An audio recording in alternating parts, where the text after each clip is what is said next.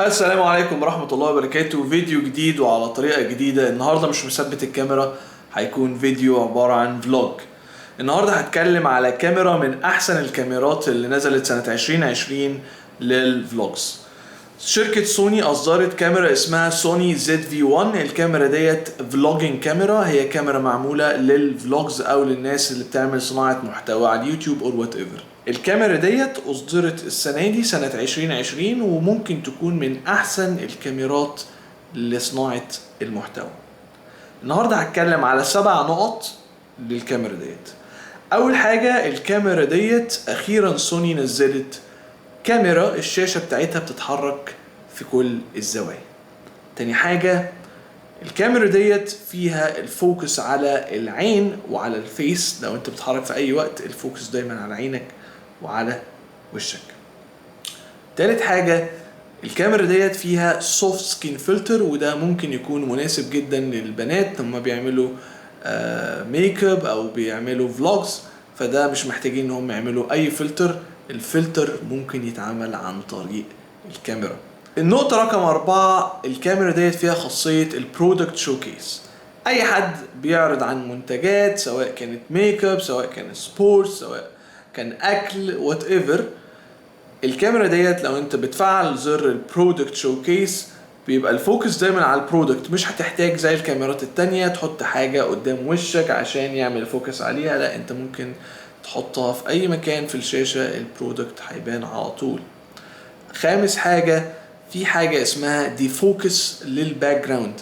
انت وانت بتصور مش محتاج ان انت تعمل اديت، ان انت تعمل بلور للباك جراوند. الكاميرا على طول تقدر وانت بتصور فيديو تعمل بلور للباك جراوند بتاعتك اثناء التصوير او قبل التصوير.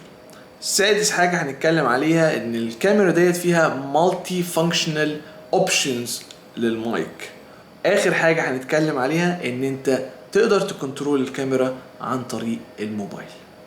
تعالوا نشوف. دي الكاميرا شكلها من فوق،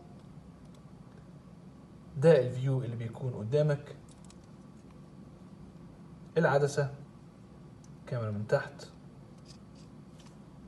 الكاميرا هي كومباكت، فهي بتكون صغيرة قد الجيب بتاعك، تقدر تحطها في الجيب تبع البنطلون او الجاكيت. الشكل من فوق هو شكل مختلف، وده اصدار جديد من سوني. هنا عندنا زرار الشوتر، هنا زوم ان زوم اوت. هنا عندنا الزرار C1 وده بيجي ديفولت، ان انت بتقدر تعمل بلور للباك جراوند، تعملها دي فوكس، وتقدر تغيره من السيتنجز. هنا زرار تبع الفيديو، هنا زرار المودز تغير المود، وهنا الاون والاوف. خلينا نتكلم على السكرين هنا او الفيو تبعنا. عندنا هنا زرار المنيو، زرار الفانكشن، دي الويل. تقدر هنا تعمل فيو للفيديوز ولا الصور اللي عندك، وهنا بتقدر تعمل ديليت. وهنا بيكون كاستم نمبر 2، زرار كاستم 2. تقدر تعمل البرودكت شو كيس اثناء تصوير الفيديو او قبل ما بتصور الفيديو. عندنا هنا الشاشة زي ما انتم شايفين بتتغير في كذا شكل. فممكن تكون الكاميرا بالشكل ده، ممكن تقدر تخلي السكرين بالشكل ده، ممكن تخلي السكرين بالشكل ده، ممكن عن طريق كده،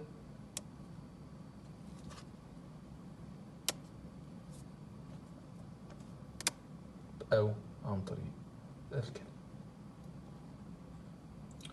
ده زرار المنيو، بنقدر نقلب في المنيو عن طريق الفانكشن. في عندنا الصور، في عندنا الفيديوز، في عندنا هنا النتورك.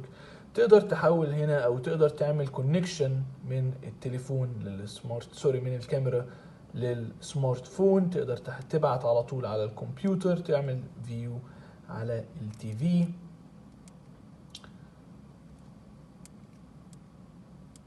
تقدر كمان ندخل على البلاي باك، وهنا بتقدر تعمل سيت اب للكاميرا تبعك او السيتنجز للكاميرا اللي انت حاببها. اخر حاجه بتعمل فيفوريت للكاستم اللي انت بتعمله للمنيو. لو حبينا نقفل الكاميرا من غير ما تدوس على اوف، نقدر نرجع الشاشة زي ما كانت، وبكده الكاميرا بتقدر تقفل لوحدها. العدسة اللي مع الكاميرا هي زيوس فاريو سونار. بنقدر تعمل فول فريم 24/70 مع فوكال بوينت فتحة العدسة من 1.8 ل 2.8. ده الشكل الخارجي، مفيش غير سوني تريد مارك. من الجناب هنا بيكون عندنا 3 فانكشن. هنا فانكشن تبع المايك، ممكن توصل المايك. هنا بيكون فتحة المالتي، والمالتي هنا بيكون في الكيبل تبع اليو اس بي، تقدر توصله بالكمبيوتر او تشحن بيه الكاميرا. وهنا بيكون ستيل يو اس بي مايكرو، معرفش ليه الصراحه لحد دلوقتي بيعملوا مايكرو. بعد كده هنا في فتحه الاتش دي ام اي لو حابب توصل اتش دي ام اي عن طريق التلفزيون او الكمبيوتر اور وات ايفر. بيجي من تحت هنا الجريب عشان تربط الجريب. هنا بيكون في فتحة البطاري، دي البطاري اللي بتيجي مع الكاميرا، بتكون BX1 MP. طبعا هنا الميموري اللي بتقدر توصل بيها الكاميرا.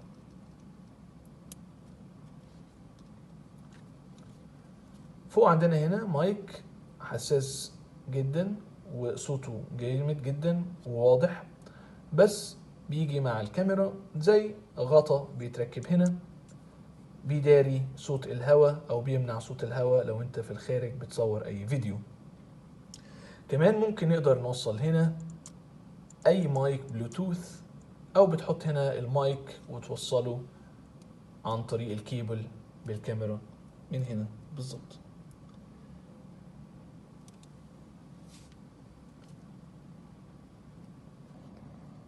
شاشة الكاميرا بتكون تاتش، ولكن تاتش على الفوكس بس. زي ما انتوا شايفين تقدر تعمل فوكس فقط لا غير.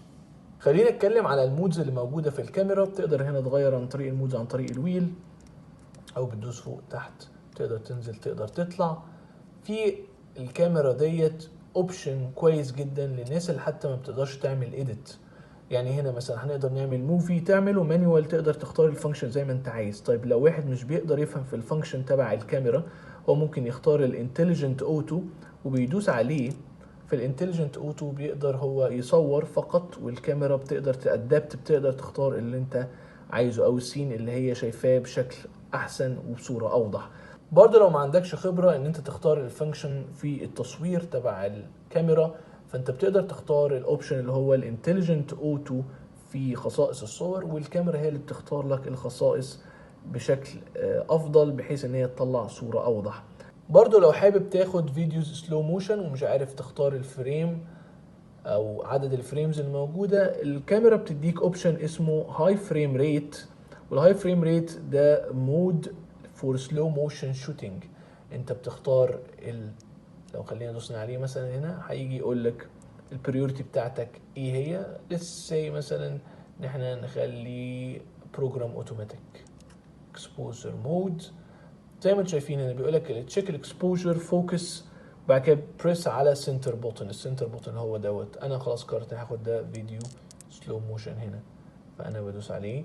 بعد كده بيقول لك ستارت ريكوردينج، فانا بختار الفيديو، بعمل بفرنج، بيعمل هو ريكوردينج وبينسخ الفيديو، بيعمل زي تحميل للبار ده. بعد ما بيعمل التحميل للبار بيطلع لك الفيديو ان هو خلاص جاهز انت تشوفه. لو احنا دوسنا هنا مثلا على بلاي صورنا، فهو هيبين لك قد ايه ان هو بيصور بالراحه. لو انت رحت يمين وشمال، طبعا الفيديو مش هيبان هنا قوي لان انا ما اتحركتش اي سلو موشن خالص بشكل واضح يعني.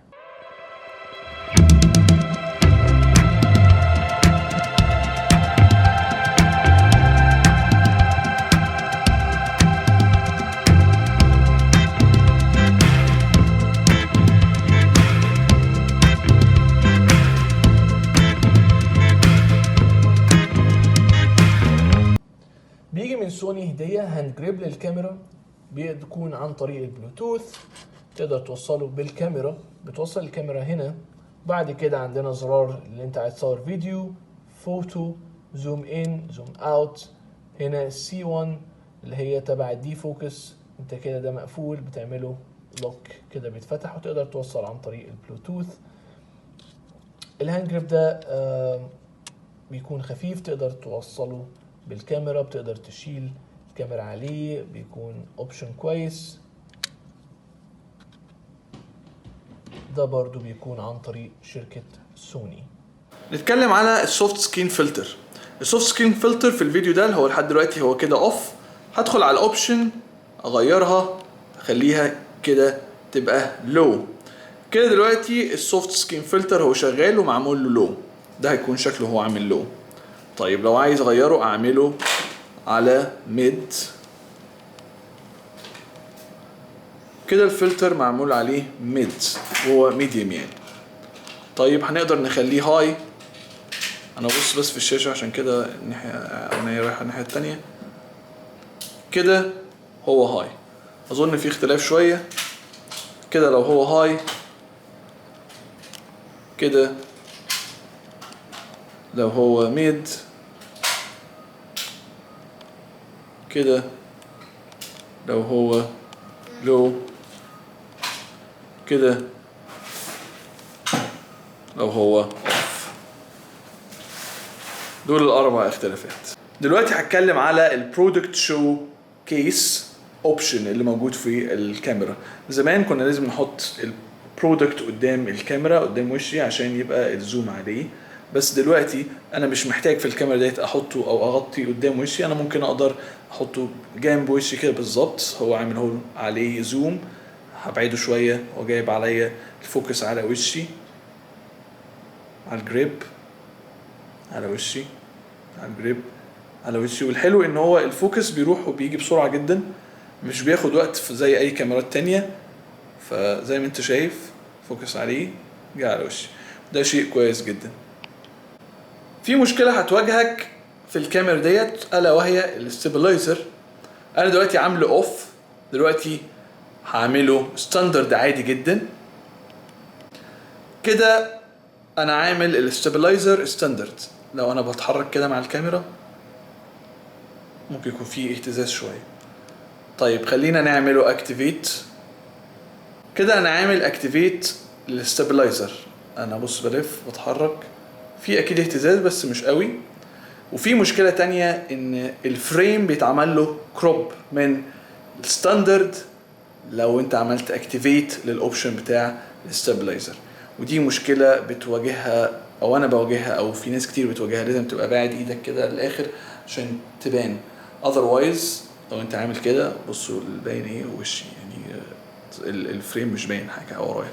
في فيديوهات انا شفتها ان بيركبوا وايد لينس على الكاميرا بحيث ان انت تكون جايب او ملم بالفريم اللي وراك كله.